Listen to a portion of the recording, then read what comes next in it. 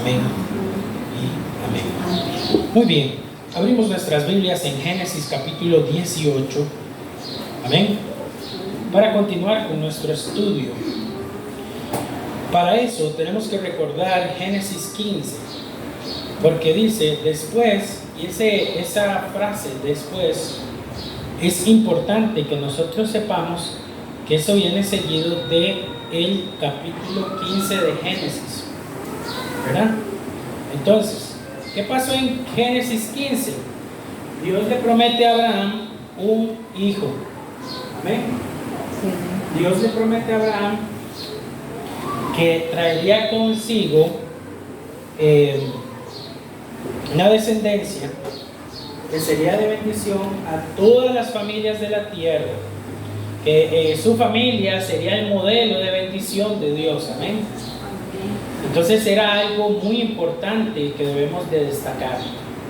¿Cuál es el gran problema que nosotros tenemos por nuestra formación? En algunos casos, no en todos. El principal problema que tenemos es que hacemos una desconexión inmediata de las verdades del Antiguo Testamento con las del Nuevo Testamento. Entonces, ¿qué es lo que nosotros debemos de entender? Que el Nuevo Testamento, si no invalida algo específico del Antiguo Testamento, no se puede dejar de ver como a un principio bíblico, ¿verdad? Por ejemplo, en las cartas paulinas vemos cómo Pablo sugiere que no se haga la circuncisión, pero los que ya la tenían, se queden así, ¿verdad? Entonces, es importante que nosotros destaquemos que el Antiguo Testamento es igual de válido que el Nuevo Testamento. Es igual de válido. Es igual de importante, porque algunas personas dicen, pues era en el Antiguo Testamento. No, todo lo que se comprende en el Antiguo Testamento era un reflejo de lo que vendría a ser el Nuevo Testamento. Entonces, las verdades del Antiguo Testamento las vamos a encontrar en el Nuevo Testamento y debemos de honrarlas. Amén. Porque si nosotros desvalidamos las verdades del Antiguo Testamento, entonces ¿dónde quedan los 10 mandamientos? La ley moral de Dios, ¿verdad? Y si usted se fija, por ejemplo, en Efesios 6:5, ¿qué es lo que dice Pablo? Honrad a padre y madre para que seáis de larga vida sobre la tierra. Entonces Pablo está validando la ley del Antiguo Testamento, ¿cierto? Hay ciertos ritos que no se practican, pero la ley en sí sigue intacta. Sigue el Señor aplicando los mismos principios en el Nuevo Testamento como en el Antiguo Testamento. Y es por eso que esto es tan importante. ¿Por qué? Porque Dios le promete un hijo a Abraham. Luego más adelante, no sé si ustedes recuerdan, en cierta ocasión, que esa fue la gran disertación que tuvo Jesús con los fariseos, era que ellos eran descendientes de la simiente ¿de quién? De Abraham, por la circuncisión. ¿Y Cristo qué los mandó a hacer? A humillarse y decirles, no solamente la circuncisión, no solamente el hecho de que ustedes sean de la nación de Israel los hace ser hijos de Abraham. Lo que realmente los hace ser hijos de Abraham es que ustedes guarden el pacto que Dios ha hecho con Abraham y que lo cumplan y que lo pongan por obra. ¿Por qué? Porque ellos podían estar circuncidados, que era cumplir con el requisito, y aún así no ser salvos, ¿verdad? Entonces no es un requisito. Y eso es importante que nosotros lo entendamos. Por eso para ellos era tan ofensivo, escúchenme muy bien, era tan ofensivo la predicación del bautismo de Juan. Era sumamente ofensivo, porque lo que Juan les estaba diciendo es que no era válido el hecho de nada más estar circuncidado. Tenían que humillarse, pasar por un rito que no dice su ley que deben de pasarlo, porque el bautismo no lo dice en la ley cómo debe aplicarse ni cómo debe ser. Fue Juan el que lo instauró, no lo dice. Y ellos, al llegar y ser humillados por eso, les molestaba la predicación de Juan y decían, esto que Juan nos está pidiendo es descabellado. no lo vamos a hacer.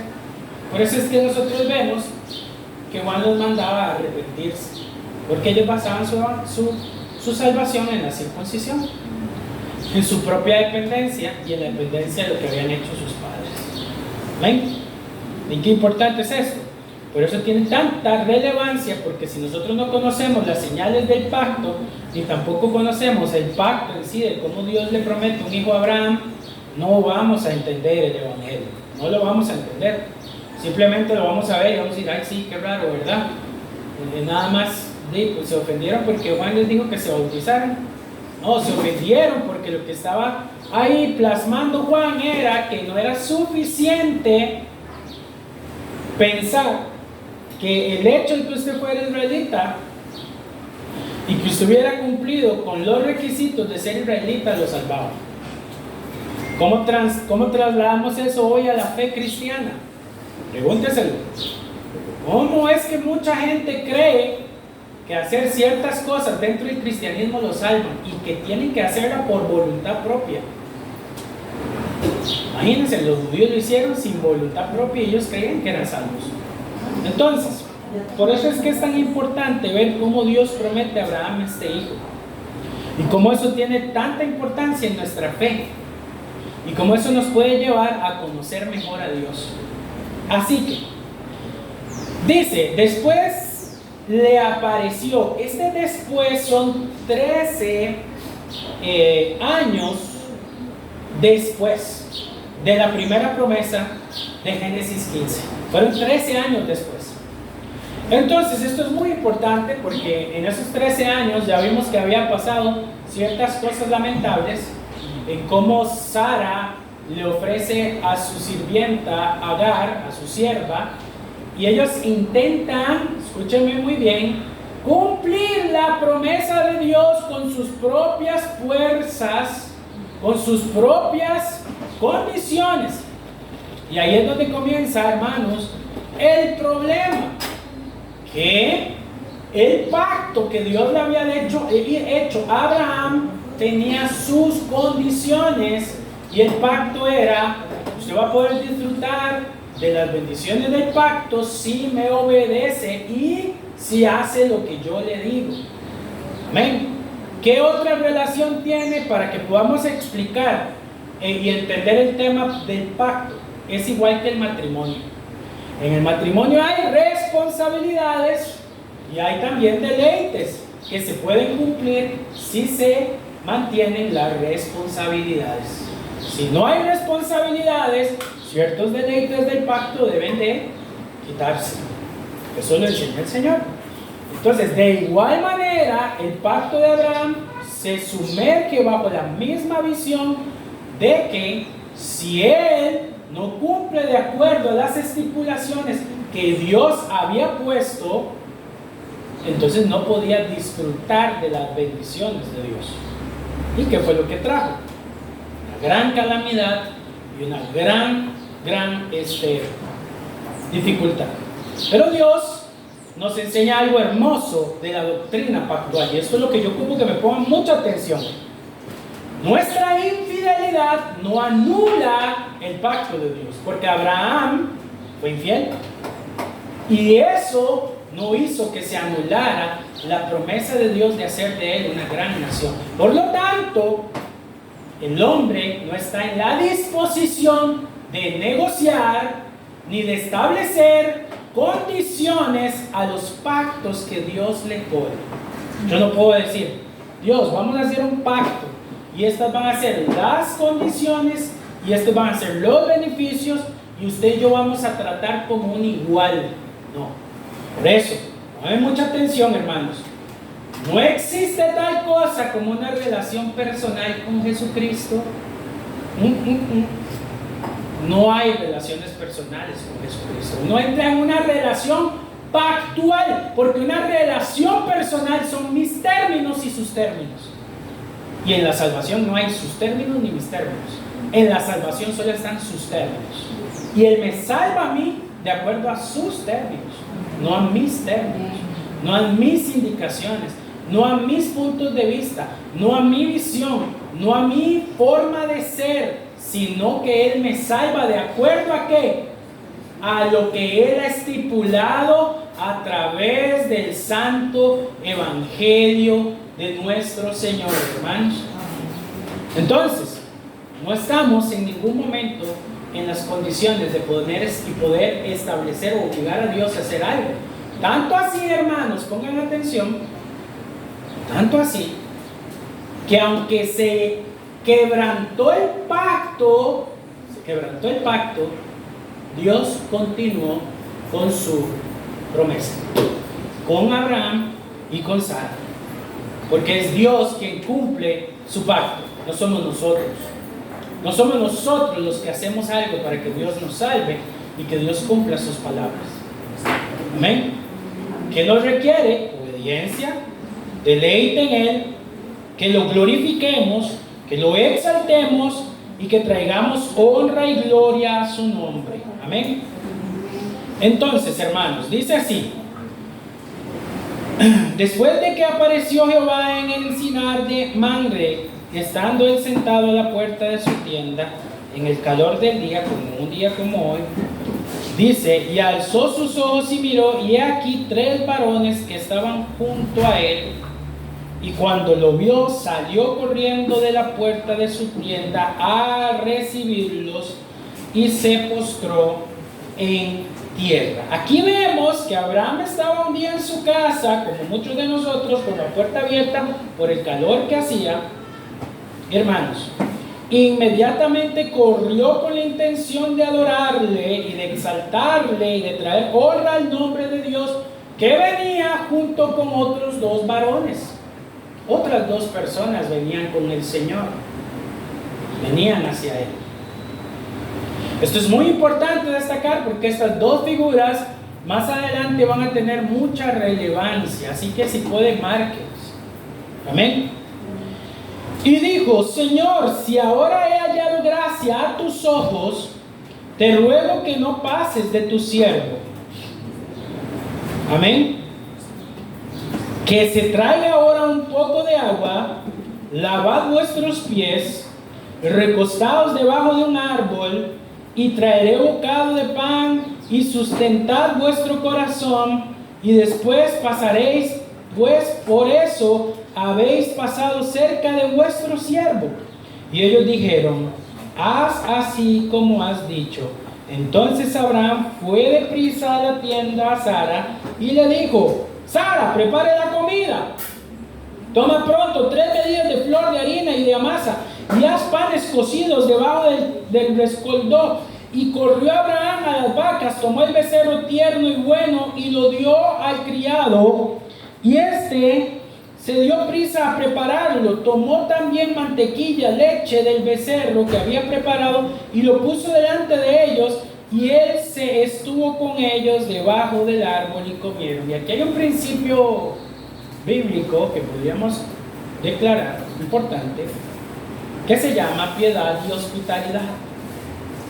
Vayamos a 1 de Pedro, capítulo 4, versículo 19. Porque podemos aprender algunas cosas de la actitud piadosa de Abraham. 1 de Pedro 4, 19. Gracias.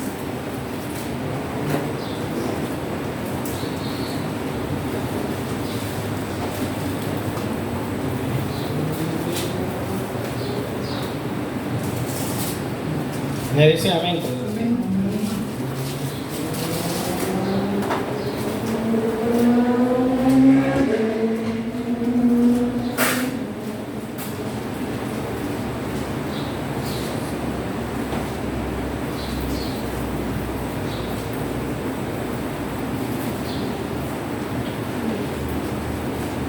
Perdón, 4, 9 al 11. 1 de Pedro 4, 9, me equivoqué. Me dicen amén cuando lo tienen. Amén. Esto es importante. Esto vamos a llamarlo como un principio. Ojalá que la iglesia pueda avanzar en esto. Se llama principio cristiano. Principio del cristianismo. ¿Ok? Tal vez en nuestros contextos, nosotros somos de las personas que nuestros padres quizás nos enseñaron. No es ese mi caso, aclaro. Pueden hacer que alguno de ustedes venga de ese contexto, de que no hay que compartir con la gente de la calle, que hay que pensar en uno, que a uno le cuesta mucho las cosas como para estarle regalando, y a ser un poquito egoísta. Pero ese principio se aleja del cristianismo. Es más, no es un principio que caracterice el carácter cristiano. No lo es. Por eso uno lucha contra la cultura que le enseña. Usted tal vez se acostumbró a ver a sus padres o sus abuelos o a alguien que decía, ay no regale, uy, esa gente que viene, y murmuraban cuando daban un vaso de agua, como quien dice, no arrancaban pelos sin sangre, daban el vaso de agua y después hablaban mal de las personas, solo viene aquí a comer y qué bárbaro. Ese tipo de carácter no es carácter cristiano. Abraham nos enseña cómo se debe de recibir a las visitas. Corrió, fue de una forma agradable, no sabían ni dónde meterlos, siempre estaba ahí al tanto de las necesidades. Y ese carácter cristiano, Pedro lo enseña cómo ser administradores de la gracia de Dios. Por eso él dice a Abraham, si han hallado gracia en mí, quédense a comer conmigo.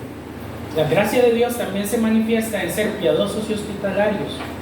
Por eso dice primera de Pedro 4:9, lo siguiente: hospedaos los unos a los otros sin murmuración, cada uno según el don que ha recibido, ministro de los otros, como buenos administradores de la multiforme gracia de Dios. Qué tremendo está ese texto. Es una crítica constructiva a la iglesia del Señor, que cuando usted llega a un lugar y no le ofrecen ni agua porque está muy cara. Tremendo. Pero vemos aquí cómo hay un mensaje que está intrínseco. No es el claro mensaje, pero está ahí. Un mensaje al carácter cristiano y piadoso. Versículo 9 del 18, seguimos con la historia. Y le dijeron, ¿dónde está Sara? Estos tres hombres en el cual se encontraba el Señor. Él respondió, aquí en la tienda. Entonces dijo, de cierto volveré a ti, una vez más recordando la promesa de que había hecho él en el capítulo 15, según el tiempo de la vida, he aquí que Sara tu mujer tendrá un hijo. Una vez más la promesa del Señor. A pesar del error, a pesar del pecado que ellos habían cometido, Dios, ¿qué hizo? ¿Los desechó? No. Tuvo misericordia y continuó con su pacto. Porque el pacto es más grande que los errores que cometemos. Entonces, déjeme decirle algo. ¿Hay algo ahí capcioso, pastor? Sí, claro. Una boda curva que va a entrar a usted a analizar. Si el pecado, escuchen muy bien, escúchenme muy bien, si el pecado no invalida el pacto, no lo invalida. Entonces debemos de entender que no necesitamos hacer nada para entrar en una relación pactual con Dios. ¿No? Porque el pecado no invalida el pacto.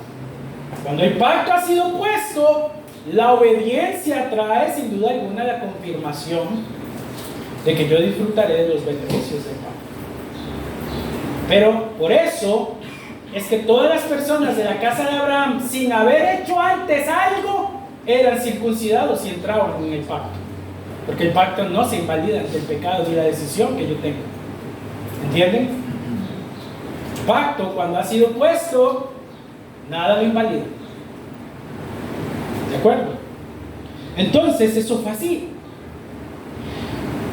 Y dice, después de esa promesa, y Sara escuchaba a la puerta de la tienda que estaba detrás de él, y Abraham y Sara eran viejos, de avanzada edad, eran más viejos que en el capítulo 15, 13 años más viejos, muchos más viejos, ¿Qué decía eso? Entonces tenía una imposibilidad biológica de poder tener hijos.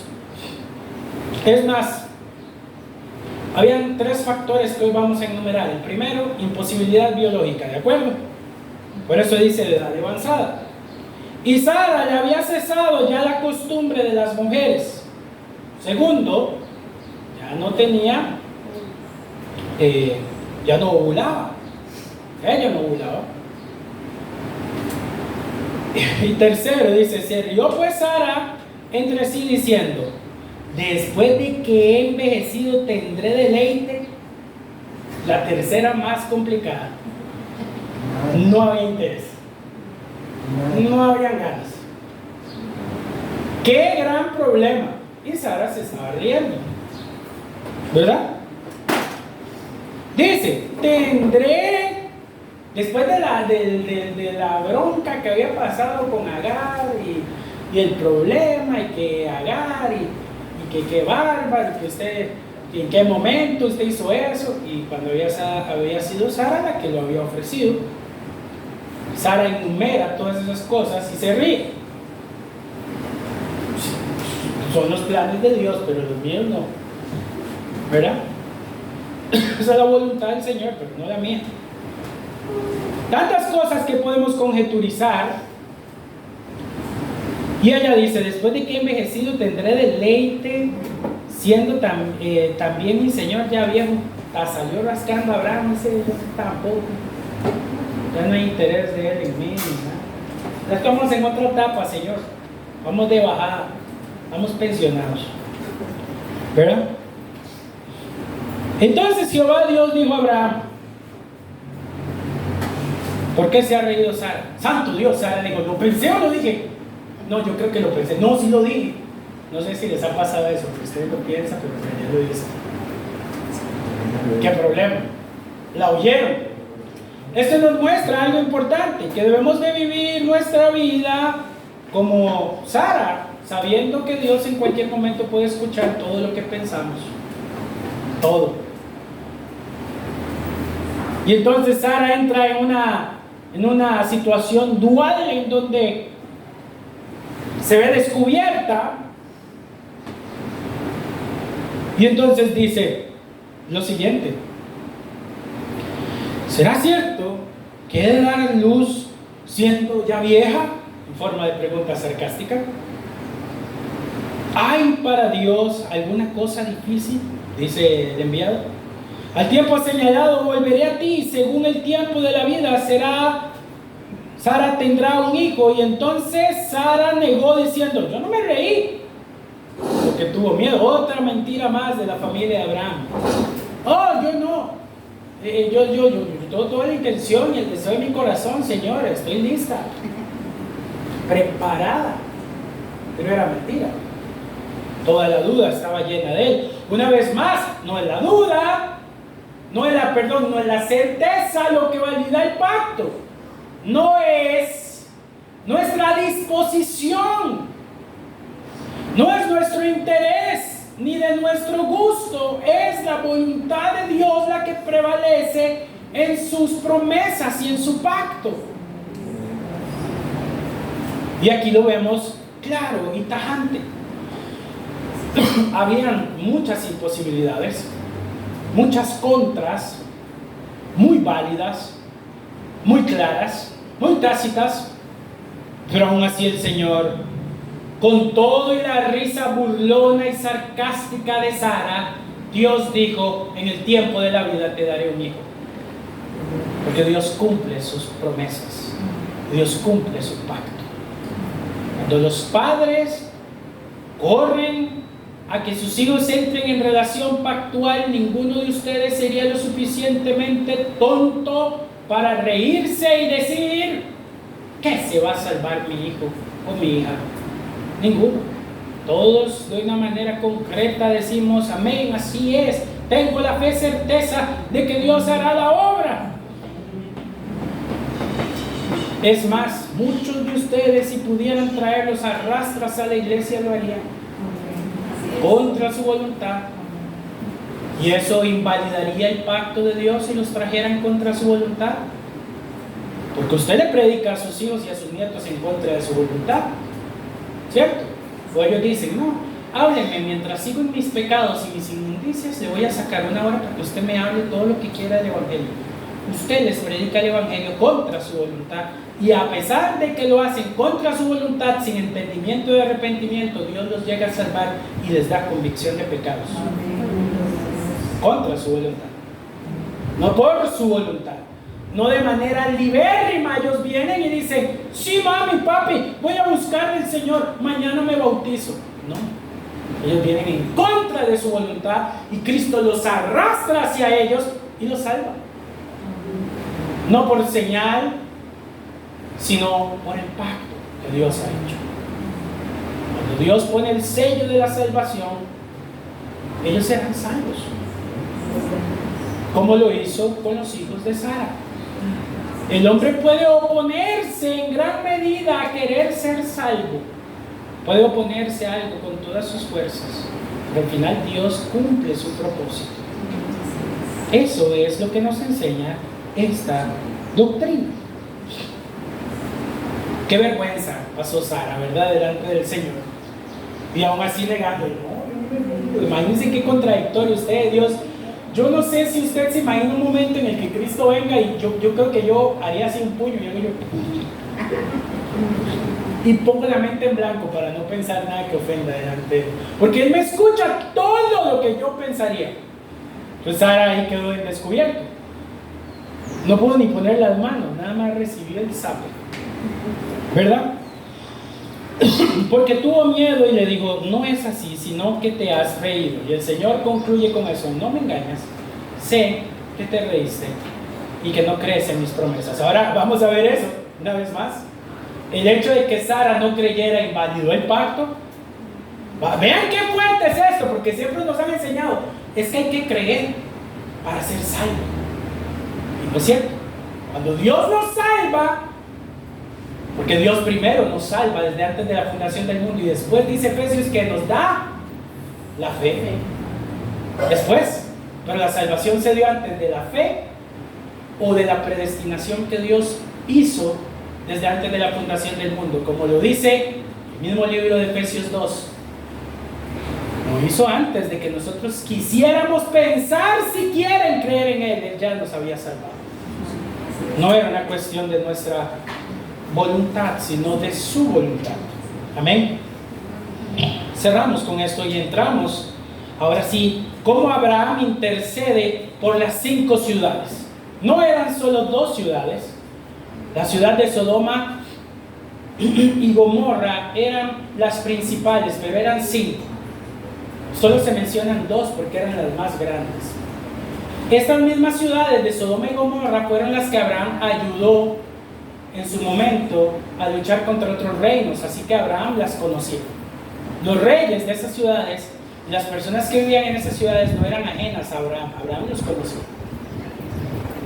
Entonces no es como que Abraham podía ver desde distante y decir, no tengo ningún apego, destrúyelas, Señor. No, estaba hablando de personas que él conocía, personas que él en su momento había ayudado. Y dice, y los varones se levantaron de allí y miraron hacia Sodoma, y Abraham iba con ellos acompañándolos, iban caminando. Y Jehová dijo, encubriré yo a Abraham lo que voy a hacer, habiendo de ser Abraham una nación grande y fuerte, y habiendo de ser benditas en él todas las naciones de la tierra. Aquí vemos que Dios considera contable a Abraham su plan de juicio, no de destrucción. ¿Por qué? Lo considera porque Abraham era el portador del pacto. Entonces él dice, Abraham es alguien muy importante, entra dentro del plan de la salvación. Quiero escuchar el criterio de Abraham. ¿Cómo piensa Abraham sobre el tema de los pecadores? Y dice, porque yo sé que mandará a sus hijos y a su casa después de sí, que guarden el camino de Jehová. Escuchen muy bien cómo es que el pacto se desarrolla. Porque yo sé que mandará ¿a quiénes? A sus. Esa palabra hijos en la traducción hebreo es niños. Mandará a sus niños. Después de la señal de la circuncisión vendrá a mandar a sus niños, a sus hijos, y a su casa. Después decía que guarden el camino de Jehová, haciendo justicia y juicio, para que haga venir Jehová sobre Abraham lo que ha hablado acerca de él. Había que cumplir con los requisitos que eran instaurar en el pacto a los niños y también enseñarles el camino de la doctrina bíblica y sana. ¿O usted piensa que los niños van a creer en Jesús porque sí? No, tienen que tener una señal, tienen que usted sentarse y dedicarles tiempo para predicarles. No un periodo de tiempo corto, no esté ese mi amor, chechus, denme besitos a chechus. No, eso no es suficiente. Tiene que haber algo más profundo. Tienen que ellos reconocer en el primer momento en que un niño tiene conciencia de su pecado. Debe usted enseñarle que ha sido infractor de la ley de Dios y que sí, su papá y su mamá creen en la promesa de que serán salvos, pero ellos deben de responder por su pecado en las más tempranas edades, porque en Sodoma y Gomorra había niños y también se murieron, muy bebés, se murieron. ¿Saben por qué? Porque sus padres no honraban el pacto y Dios los destruyó. Y usted va a decir, entonces, si hubieran honrado el pacto, hubieran sido justos, se hubieran salvado como Abraham y su casa. Pero no se salvaron. Y como dice la Escritura, mientras estábamos bajo la tutela de un ayo, ¿quién es responsable de nosotros? El ayo, el maestro. Era responsable Abraham de toda la salvación de su casa. Y todos eran responsables de la salvación de su casa. Ahora, cuando estudiamos derecho, hay una ley que se llama el patrismo o el patriarcado, se le conoce hoy en día.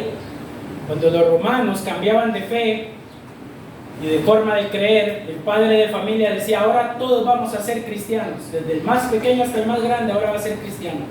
Nadie podía tomar otra decisión que la que el padre de familia decía. Por eso es que en el libro de Hechos vemos bautismos multitudinarios donde todas las familias se arrepentieron. Todos decidían seguir a Cristo porque el Padre era el que decía, vamos a seguir a Cristo. Ya no vamos a seguir a Apolo, no vamos a seguir a los dioses griegos, ahora todos en esta casa vamos a servir al Señor. Por eso es que la promesa pactual tiene relevancia cuando se dice, yo en mi casa, solo así tiene relevancia. Si todos creían.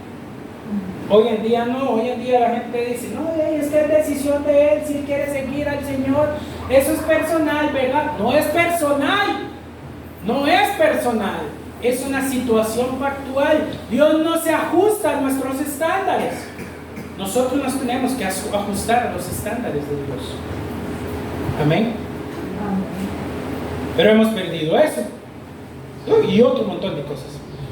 ¿De acuerdo? Entonces dice el Señor en el versículo 20, entonces Jehová le dijo, por cuanto el clamor contra Sodoma y Gomorra se aumenta más y más, esto es muy importante, y el pecado de ellos se ha agravado en extremo, ese clamor que está mencionando ahí, el Señor Abraham le está diciendo, hay una gran cantidad de pecados y de víctimas, que la sangre de esas víctimas declara venganza. Y esto es muy importante porque aquí vemos la naturaleza de cómo Dios juzga, amados hermanos, perdón por el hipo.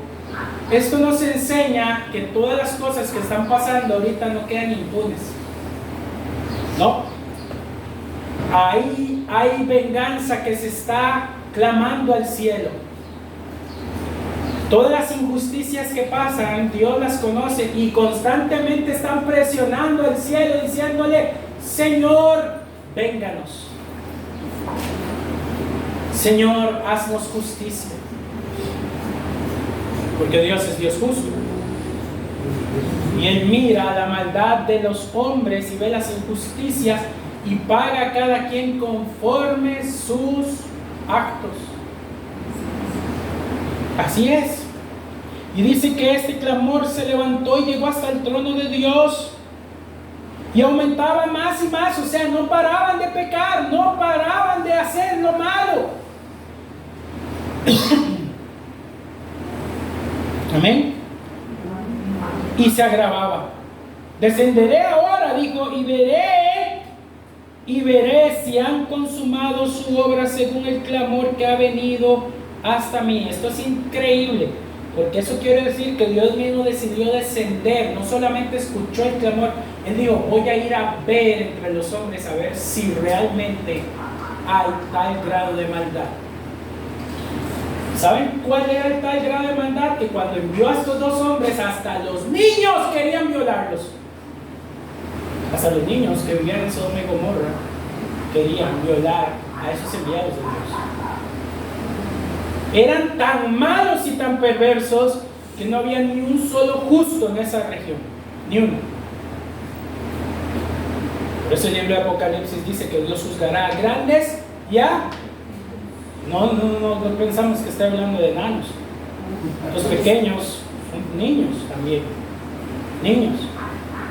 4, 3 años, porque ya los niños de 3 años saben lo que es hacer maldad. 4 años saben.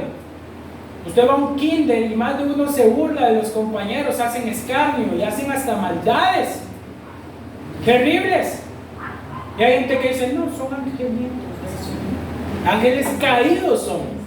Pecadores, hijos de Adán, que necesitan la regeneración y la salvación, requieren del Señor cada día.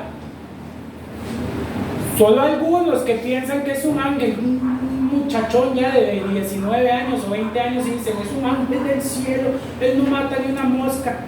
Están equivocados y errados. Aún en los más pequeños se requiere la visión de su pecado. Es lo primero que debemos de enseñar. La falta y la corrupción debe de ser pagada. Amén. Y a veces caemos en el error de decirle a los niños, yo quiero conocer el arca de Noé, y no les decimos, por el pecado que tienes que correr. Tienes que correr de la ira venidera. Y debemos de enseñarles que su pecado los puede alcanzar y matarlos. Ahora, esto es muy importante porque esto que Dios le cuenta a Abraham tiene 2 sentidos, hermanos. Claro que sí. Vea usted, viene pasando lo de Sara y Dios viene a decirle a Abraham, sí, no es que hay una gente que peca, mentirosos todos, embarcadores falsos. Mira, Abraham, conmigo no se puede. Soy un Dios que también tiene justicia y juicio y ira. No quebrantes mi pacto. Una advertencia. Y esto es la vida del creyente, porque usted puede decir, no, pero yo no practico las obras de la iniquidad como esos homosexuales asquerosos, monorreicos. Usted puede decir todo eso. Pero el Señor también nos hace una advertencia a nosotros y nos dice, cuidado, no por el hecho de que tú digas tener el pacto, eres más justo que ellos. No eres más justo que ellos. De hecho, la exposición se llama la intercesión de Abraham por Sodoma y Gomorra. Abraham, que vio el pecado de estos hombres, se sentía identificado y sentía empatía por ellos. No quería la destrucción y luego apela a Dios de una manera muy respetuosa preguntándole, ¿cuál es el equilibrio entonces entre tu misericordia y tu justicia? Dios dice, muy sencillo. Yo salvo al justo. ¿Quién es justo, Abraham? Nadie. ¿Quién merece salvación? Nadie. Ahí se aplica mi misericordia, que salvé al justo. Todos merecían morir, pero salvé a unos por misericordia. Qué tremendo, ¿verdad? El equilibrio brutal entre la ira de Dios y la misericordia de Dios interactuando ahí. Y Abraham mejor dice, no va a decir nada. De hecho, luego vamos a ver cómo él regatea con Dios para poder conocer su naturaleza. Y la naturaleza de Dios queda muy clara, porque a veces decimos, es que Dios no es justo. No es justo. Hay gente que se muere y no son malos, y Dios dice, todos son malos. Todos merecen la muerte. Todos merecen la calamidad. El hecho de que algunos hayan entrado en una relación pactual conmigo y sean salvos, eso es diferente. Es diferente. Entonces, si vemos, por eso es que no es una relación personal. Mucha gente podría decir, Como decía en aquel día, en tu nombre hicimos esto, en tu nombre hicimos aquello otro, y el Señor dice, nunca os conocí. ¿Por qué? Porque la relación pactual era una cosa seria, es una cosa seria.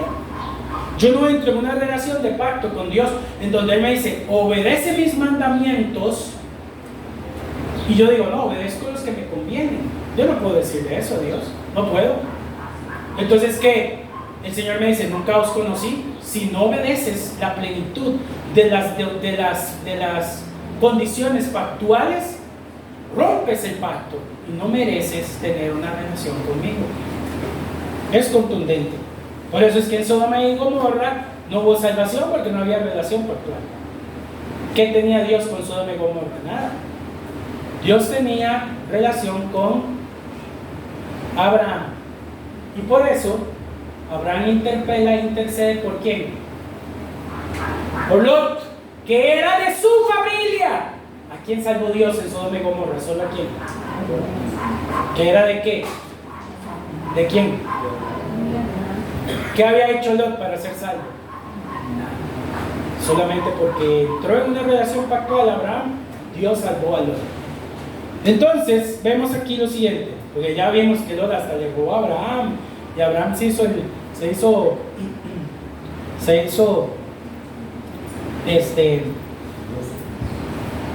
la chancha. Que se vaya. Pero no fue porque Abraham era justo. El justo Lot, no dice la Biblia, es que el justo Lot. No. De hecho, luego vemos otras barbaridades que pasaron con Lot.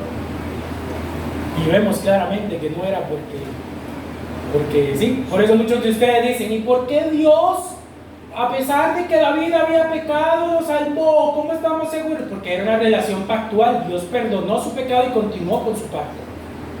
Pero es que los hombres de Dios fallaron. Y fallaban porque eran seres humanos. Pero eso no invalidaba la relación pactual que Dios tenía. Por eso es que Dios trabajó con mucha gente falente. Sansón, por ejemplo, invalidó Dios el pacto con Israel por la caída de Sansón, ¿no? Siguió más bien el pacto de Dios a pesar de Sansón. Y estos son ejemplos. Y dice, y se apartaron de allí los varones y fueron hacia Sodoma, pero Abraham estaba aún delante de Jehová. Y se acercó a Abraham y le dijo, ¿destruirás también el justo con el impío?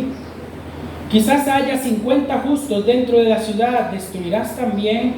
¿No perdonarás al lugar por amor a los 50 justos que están dentro de él?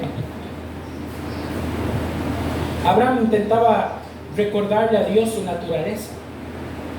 Él oró, porque estaba comunicándose con Dios, de acuerdo a la naturaleza de Dios, no a su deleite. No dijo, Señor, por favor, sálvalos. No, él dijo, Señor, tú eres justo, tú sabrás lo que haces que es mejor. Pero te pregunto, ¿matarás al impío con el justo? Y Dios le responde de la siguiente manera. Entonces Jehová le respondió, versículo 26, si hallaré en Sodoma 50 justos dentro de la ciudad, perdonaré a todo este lugar por amor a ellos. 27, y Abraham replicó y dijo, he aquí ahora que he comenzado a hablar a mi Señor, aunque soy polvo y ceniza. Vean la humildad como viene Abraham. Vean, hermanos, hoy en día hay gente que habla de que a veces Dios salva a algunos y a otros no. Y lo hablan con una prepotencia y dicen, no, es que yo me niego a creer que Dios hace eso. Pero vemos que Abraham dice, no, es la voluntad de Dios. Dios quiere que haya personas que mueran y perezcan, es su voluntad. Y si quiere salvar a alguien, es su voluntad. Y si no lo quiere salvar, es su voluntad. ¿A mí qué? Yo soy ceniza y polvo. Eso es lo que dice Abraham. Yo no soy quien para decir, Dios salva a estos o Dios salva a los otros. Si Dios se ha placido en salvar a algunos y que otros perezcan, es la voluntad de Dios. Todos somos dichosos porque hoy podemos sentir en nuestro corazón que somos salvos, porque no merecíamos la salvación. Entonces, después de esa réplica, 28, quizá faltaran de 50 justos 5, o sea, 45. ¿Destruirás por aquellos 5 toda la ciudad? Digo. no la destruiré. Una vez más Dios diciendo que Él es justo. Si hubiera justos, no la destruiría. Esto nos habla del carácter de Dios. Dios no es malo, Dios no se encapricha y se voy a matar a todo el mundo porque sí. Dios extermina a los malos nada más, a los justos los preserva. Amén. Y respondió: no lo haré por amor a los 40, perdón. Versículo 30 dijo: no se enoje ahora mi señor si hablare, quizás hallare allí 30. Sigue la regatea de Abraham, regateando. Y respondió: no lo haré si hallare allí 30. Y dijo: he aquí ahora que he entendido el hablar de mi señor. Ahora que ya lo voy entendiendo, señor. 20, ¿qué tal? 20 justos ahí. Y conforme iba bajando, seguramente Abraham veía la expresión del Señor. De no, si los encontrara, no lo destruiría. Ya casi van llegando, muchachos. O sea, obviamente, dentro de su pregunta, él veía el rostro de su Señor, estar delante de la presencia del Señor, y decía: es que no hay 20. Ni en las 5 ciudades hay 20 hombres que honren a Dios. Tremendo. No la destruiré por amor a esos 20, versículo 32. Y volvió a decir: no se enoje ahora mi Señor. Y esto es muy interesante, porque estas interpelaciones, hermanos, uno las ve repetitivas y uno dice: que necio Abraham, pero eran necesarias. Es más, si usted las ha hecho, tal vez no se acuerde. Tal vez cuando era niño, usted insistía y era terco a sus padres en algo. Cuando era joven: mami, me deja ir. Ya le dije que no. Mami, pero es que yo quiero ir. Pero es que ya le dije que no. Y rápidamente, insofactamente, usted decía: no es. ¿Hey? ¿No la ven que no es no? Hay que enseñarles. No es no. Y a pesar de que usted decía no es no, usted tal vez decía: ay, mami, piénselo, pero es que tal vez. Ya usted no sabía cómo decírselos en chino, en italiano, en inglés. No sabía. Y Abraham, de una forma respetuosa, seguía interpelando contra los injustos de Sodoma y Gomorra. Mire, a ti uno hoy en día le dice: hermano, hay una marcha en San José y van a estar ahí todos los homosexuales, lesbianas, los esto, los otros, hasta una sección de pedófilos. ¡Qué tremendo! ¿Qué hacemos con ellos? ¡Que les caiga fuego del cielo como Gomorra y Sodoma! ¡Aleluya! Más de uno haría eso. Se quemen todos y les echen polvo pica pica. Pero si vemos la actitud de Abraham, era: Señor, ten misericordia de los que están ahí, en medio de ellos quizás hay alguno que tú puedas salvar. Miren, hermanos, yo no me hago, pero yo le pediría a Dios ese carácter cristiano que tenía Abraham, porque él veía una misericordia y una gracia que muchos de nosotros muchas veces no vemos. No la vemos. Más, vemos a los pecadores y decimos: qué rico que les caiga fuego del cielo. Voy a ponerla a la tele a ver qué pasa. Y les llueve y todo el mundo: qué rico, les llovió, qué rico, vaya fuera fuego. Y eso pasa. Pero estamos cayendo en un grave error. El Señor no nos dice: recréese con ellos. El Señor nos dice: apártense de sus recreaciones. No es más, ni las mencionen. No son dignas de mencionar las cosas que ellos hacen. Eso también a veces nosotros como creyentes pecamos más que ellos. Mira lo que pasó, y andamos hombres, y en lujo y detalles. Y usted en sueño, ¿verdad? Pero usted en la Biblia le enseña que ni las mencione, que ni las hable. Son cosas que no son dignas. Y por eso nos dice: en esto pensad, en todo lo puro, en todo lo digno, en todo lo de buen nombre, en esto pensad. Y debemos descartar esas obras de las tinieblas. Pero el carácter que Abraham estaba mostrando ahí me enseña a mí, como hombre del Señor, que debemos de predicar ese progreso a tener misericordia y orar por ellos para su arrepentimiento. Amén. Que muchos pueden ser salvos. Y también Abraham los había salvado en su momento. Había compartido con ellos. Usted puede decirme, pastor, yo tengo un amigo que es homosexual y es lo otro. Hermano, primero, no le llame amigo. Segundo, ore por él, pero no lo odie. Ore por él. Y apártese de todo tipo de conversación que pueda conducirlo a usted a participar de sus pecados, a congraciarse con él. Pero no le desee el odio, no le desee la muerte, ni la destrucción, ni el fuego que descienda del cielo, ni el pica pica. Simplemente ore e interceda por él delante de Dios, para que si en la misericordia de Dios esa persona puede recibir la salvación, la reciba. Amén. Ahora Abraham no fue allá con sale, no dijo eso.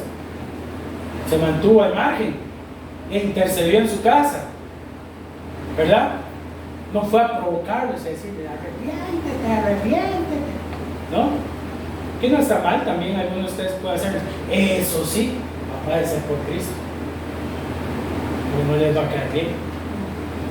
Y eso sí, puede ser que nadie se arrepienta, pues está predicando la verdad. Buena suerte. Buena suerte. Entonces, ese es el argumento. No nos congraciamos, no los apoyamos y debemos de interceder por ellos para que el Señor tenga misericordia y los salve. Amén, como lo hizo Abraham. Pero recordemos que Abraham interpeló por los injustos. ¿Por quién interpeló a Abraham? Por los justos que vivían en medio de ellos. Por los justos, por los que habían de ser salvos, por los que quizás Dios había en su infinita misericordia puesto ahí a sufrir y a padecer por la piedad y la ley. Pero el Señor dijo, ni interceda Abraham, no hay ni uno solo. Entonces continuó diciendo, hallaré 10, no la destruiré, respondió por amor a los 10, 33. Y Jehová se fue, y luego que se acabó de hablar con Abraham, Abraham volvió a su lugar. Y vamos a entrar con la primera parte. Llegaron pues los dos ángeles a Sodoma a la caída de la tarde, y encontraron a Lot sentado a la puerta de Sodoma, y viéndolos Lot se levantó a recibirlos. Qué interesante que Lot los identificara. Dios tuvo misericordia de Lot. Ahí algunos comentaristas dicen que Lot no estaba en la puerta solo porque sí, sino que Dios le había enviado un mensaje de WhatsApp, no mentira, de texto, le había enviado un mensaje a través de alguna forma que le había dicho, esté presto a recibirlos. Esa es la salvación. Una forma en la que Dios advierte a Lot. No se dice, pero es muy probable. Y viéndolos, Lot se levantó a recibirlos y se inclinó hacia el suelo y dijo, ahora mis señores, os ruego que vengáis a casa de vuestro siervo y os hospedéis. Primera característica del carácter cristiano, recuerdan que lo habíamos visto, ¿cuál era? Hospedadores. Piedad y hospitalidad juntas. Piedad y hospitalidad. Y lavaréis vuestros pies y por la mañana os levantaréis y seguiréis vuestro camino. Y ellos respondieron, no, que en la calle nos quedaremos esta noche. Yo no venía a pasear. Entonces, mas él porfió con ellos mucho y fueron con él y entraron a su casa. Y les hizo banquete. Otra vez la misma forma en que Abraham recibió al Señor lo hizo. ¿Por qué? Porque todos los cristianos nos parecemos. Es raro que un cristiano no sea empático. Tiene que luchar contra su carácter y su formación y ser empático.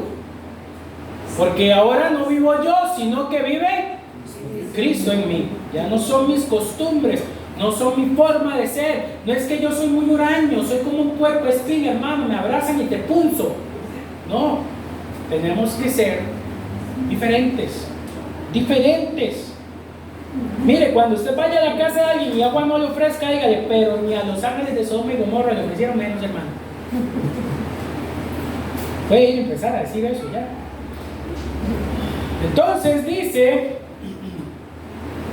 que le coció panes sin levadura, que comieron. Pero antes de que se acostasen, ¿qué dice? Rodearon la casa los hombres de la ciudad, los varones de Sodoma. Y esto es importante cuando la Biblia habla en plural. Vean lo que dice el plural: todo el pueblo. Punto. Hermanos, ¿cuántos? Poquitos. No, dice la escritura que era todo el pueblo. Los vieron hermosos y la lascivia los encendió. Lascivia que está en el corazón del hombre desde las más tiernas y tempranas edades. Una lascivia les tomó y querían hacer el mal para con todos ellos. Y esto dice la escritura.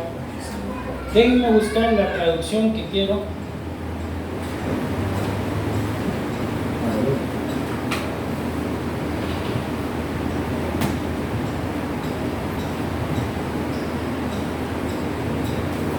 Dice la traducción PDT: desde los más niños hasta los más viejos rodearon la casa, de entre los más jóvenes hasta los más viejos. Hay gente que dice: no, ese señor ya está muy viejito, ya no tiene maldad en su corazón. No, la gente mayor también tiene maldad en su corazón. Y los niños tienen maldad en su corazón. Hay niños que son malos. Unas sarnas. Son malos, claro que sí. No subestimemos su pecado ni la necesidad que tienen de una relación pactual con Dios. Necesitan ser consagrados. Y dice: pero antes de que se acostasen, rodearon la casa los hombres de la ciudad, los varones de Sodoma, todo el pueblo junto, desde el más jóvenes hasta el más viejo, y llamaron a Lot y le dijeron: ¿dónde están los varones que vinieron a ti esta noche? Hazlos salir. Dice en la versión PDT: hazlos salir para que tengamos relaciones sexuales con ellos. Aquí se los conozcamos, pero es explícito el mensaje: queremos violarlos. Querían ultrajar a los enviados del Señor, hasta los más pequeñitos. ¿Por qué? Porque eso era lo que les enseñaban sus padres: a violar, a matar, a robar. Y no hizo más falta algo para darse cuenta que debía de ser destruida la generación de esas 5 ciudades. Nadie, ni uno solo, merecía vivir. Pero eso lo veremos la próxima semana, si el Señor no bendice. Qué tremenda palabra nos habla del Señor. La importancia de establecer el pacto. Miren, hermanos, hoy en día nosotros vamos a ciertas regiones del país y por los contextos en donde se están, no sé si ustedes vieron un día, esto es un video que circulaba, una zona, creo que uno de los barrios del sur, unos niños de 9, 8, 7, es más, el más pequeño supuestamente decía que tenía 6 o 5 años, que tenían puñales de carnicero y a los que pasaban los asaltaban. Eso es lo que precisamente se explica. No tienen en sí la enseñanza de sus padres de que entran en una relación de pacto con Cristo. Por lo tanto, ¿qué es lo que hacen? Maldad. Igual fueron estos. Por eso es que Dios interpeló con Abraham diciéndole que él tenía que enseñarle hasta los más pequeños de su casa y hasta los más viejos sobre la relación que tendrían con Dios, porque si no se iban a degradar como nación y se iba a destruir. Que todos debían de entrar en su reposo y en su pacto y enseñarse. A consecuencia, ¿qué le mostró Dios a Abraham? Mire lo que pasa cuando la gente no conoce el pacto. Pasa como Sodoma y Gomorra, que hasta los más pequeños querían hacer maldad. Y esta enseñanza de cómo el Señor nos instruye a esto debe de calar en nuestro corazón para poder entender que la relación con Cristo no es personal, es factual, que debemos de luchar porque nuestras familias lo conozcan. Amén.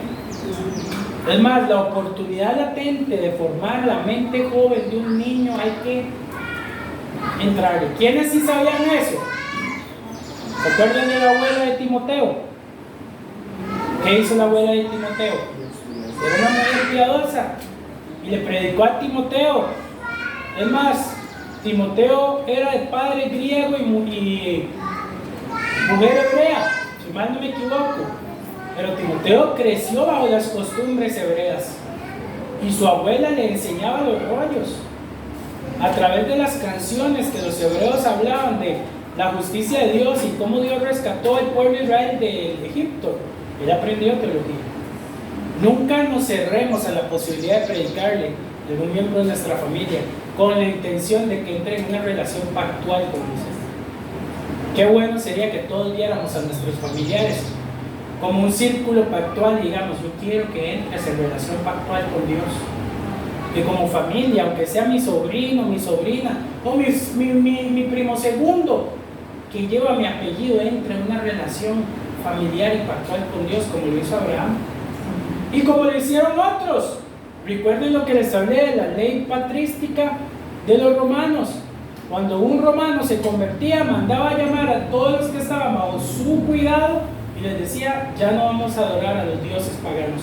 Todos, desde el más niño hasta el más grande, van a entrar en relación con Dios y van a cumplir con la señal de su pacto. Todos entraban en la relación pactual con Dios. Amén. Ampliemos la relación pactual con Dios. No solamente digamos, vamos a orar, vamos a orar. Eso es parte de la relación pactual, pero la relación pactual me obliga a mí como padre a guiar a mi hijo en los sacramentos y también a enseñarle del Señor. Tengo que sentarme y enseñarle. No puedo simplemente dejarlo ahí a la deriva. Tengo que enseñarle. Y Dios quiere que sus familiares lo conozcan. Amén. No deje de orar, no deje de predicar y hábleles de la relación que tienen con Cristo Jesús. Oremos. Padre Celestial, te damos gracias en esta mañana por tu infinita bondad y amor y misericordia que tienes para con nosotros.